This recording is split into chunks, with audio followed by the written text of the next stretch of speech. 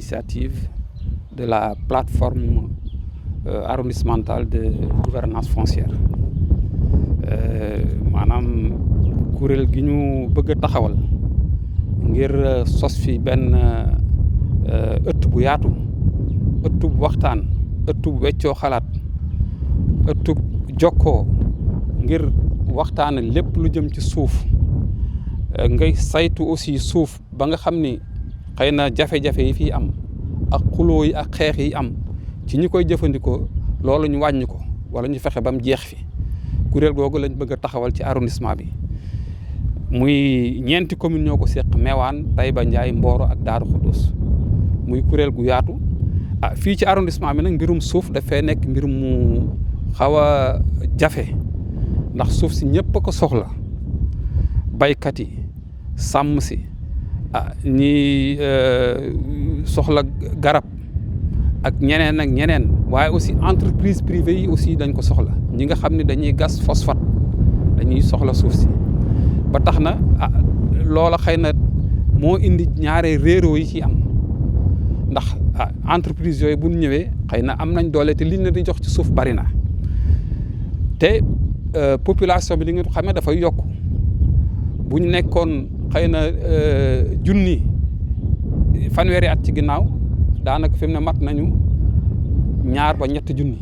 bu ko defee kon loolu suuf si comme niñ koy waxee yokkuwul mais population ñu ngi yokku te entreprise privée yi aussi liñ leen di jox mi ngi yokk kon suuf si day gën a wàññiku. loolu nag il faut ñu waxtaane ko waaye gis nañ ni aussi suuf comme la nga ci daan am ci yaatuwaay mënoo ko am mais fexeel ba la nga ci daan am ci benn hectare nga di ko mën a am ci genn wàllu hectare.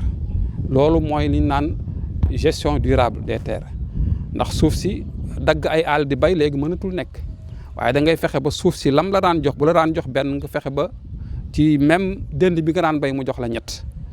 loolu la ñuy xalaat dëgg la fexe ba nit ñi bañ a ñàkk suuf lépp waaye fexe ba suuf si aussi mën a génne meññeef yoo nga xam ne nit ñi boo daan bay boo daan bay hectare tey ngay bay genn wàll googu dina la jox lu ëpp hectare ba nga daan bay.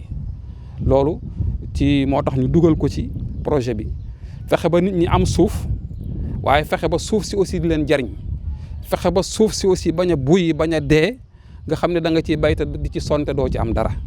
loolu moo indi waxtaan wi tey muy GDT, gestion durable des terres, en rapport avec la gouvernance et la sécurisation foncière. comité bi dañoo gis ni ñëpp ñi nga xam ne suuf soxal na leen dañ ci dugg ci biir.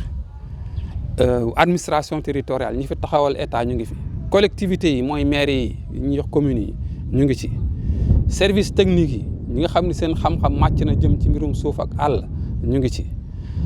waaye ñu ngi ci aussi baykat yi ndax ñoom ñooy gën a jëfandikoo suuf. ñu ngi ci aussi sàmm si ñooy dañuy jëfandikoo suuf mais dañuy fexe ba aussi entreprise yi fi nekk te soxla suuf si di ko jëfandikoo ñoom it ñu nekk ci biir.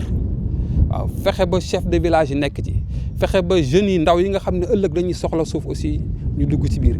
jigéen ñi nga xam ne aussi tey jàmbaar lañu di liggéey ñoom it ñu dugg ci biir. bu ko defee kuréel ëtt bu yaatu la boo nga xam ne ñëpp ñi nga xam ne ñoom la suuf soxal ak ñëpp ñoom nga xam ne bëgg nañu di jëfandikoo suuf ci anam yu gën a dal te mu leen di génneel njariñ ñu bokk ci. bu ko defee lépp lu jëm ci mbirum suuf dañ ko waxtaane newuñu dañuy jël jox ñi xañ ñii waxuñu loolu. waaw nañu fexe ba képp ku ko war a am képp ku ko yayoo ñu jox la ko waaye képp ku ko am aussi nga fexe ba boo koy liggéey njariñ feeñ ca. waaw mooy lii ñu lëkkale muy gouvernance foncière ak gestion durable des terres. bu ko defee loolu dafay laaj ñu toog waxtaane ko ba tëral ko ba xam fan lañ jëm. waaw xam ñan ñoo ko séq, xam aussi lan moo mën a indi ay rëq-rëq ñu fexe ba rëq-rëq yooyu ñu saafara ko. waaw léeg-léeg réeroo du ñàkk mais bu réeroo amee ñu mën a toog waxtaan. waaw nga xam ni duñ jekk baage rek ñu dégg ni tel dëkk population ba ñu ngay jàppanteeg tel waaye bala ñuy àgg foofu ñu indi ko ci kuréel gi kuréel gi mën a woo ñi ko seq toog waxtaane ko ba mu gën a rafet gën a jekk waaw. Merci beaucoup. Bon, moi je m'appelle Madame Montey Nicole Chabi-Harry. Je suis chargée de l'animation et du suivi des plateformes de dialogue à IPAR, donc qui est une structure de recherche. Donc je représente le secrétariat national de la plateforme nationale gouvernance foncière qui est assurée par IPAR. Donc je peux un peu rappeler cette initiative, juste dire que cette initiative est une initiative qui nous est venue au niveau international à travers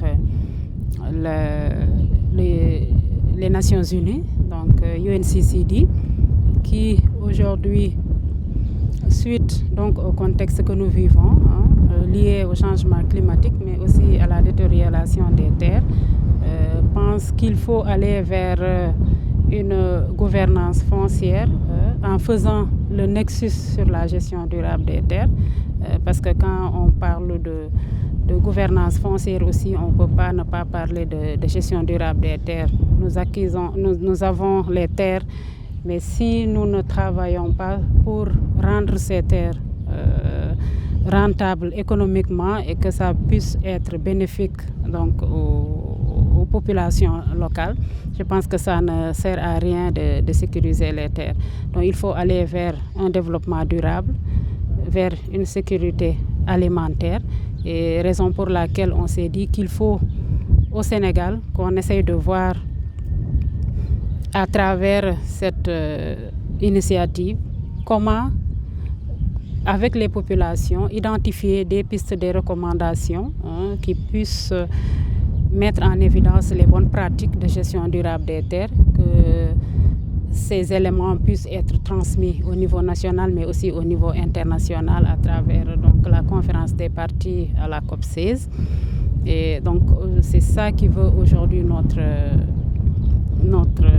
visite ici à Meouane, comme aussi ça se passe aussi dans d'autres zones écogéographiques du Sénégal, parce que c'est un document national qui doit être transmis au niveau international. Donc il faut revisiter toutes les zones écogéographiques pour pouvoir recueillir leurs avis, mais pour pouvoir aussi recueillir leurs recommandations en termes de bonnes pratiques sur la gestion durable des terres, mais aussi en termes de bonnes pratiques sur la gouvernance foncière, notamment en mettant l'accent sur les directives volontaires qui sont adoptées pour améliorer cette gestion de façon participative, de façon transparente, qui puisse mettre à l'aise donc toutes les catégories d'acteurs. Je pense que ce comité il a été mis en place pour aller vers la mise en place d'un cadre de concertation multi-acteurs au niveau de Meouane. Nous connaissons un peu la situation de Meouane,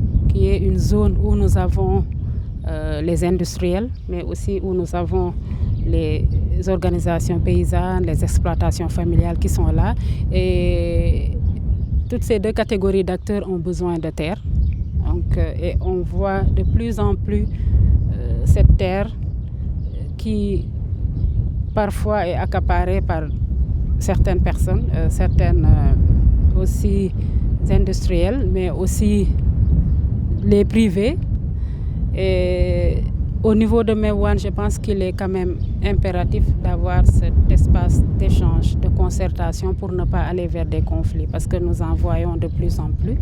Et on s'est dit qu'avoir un espace qui réunit toutes les catégories d'acteurs, que ce soit l'État, la société civile, le secteur privé, et échanger, aller vers des consensus serait quand même une bonne chose pour l'arrondissement de Meouane.